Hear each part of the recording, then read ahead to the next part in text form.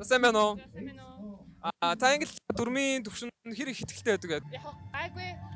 За гайгүй гэж. Тэгвэл та яг 10-аас 1-ийн хооронд үнэлээч. За 8. За.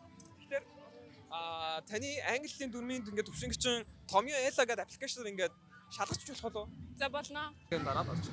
За. Дадлах гэдэг.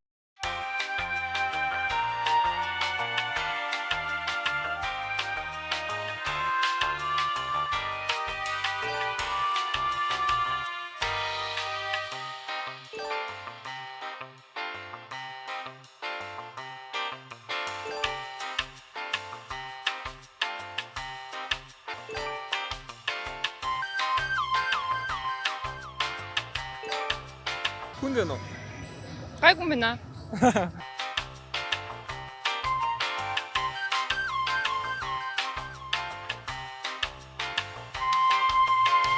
За баяр үргэн. Ерөөсөө нэг ч алдалгүй ингээд авчлаа шүү дээ, тий?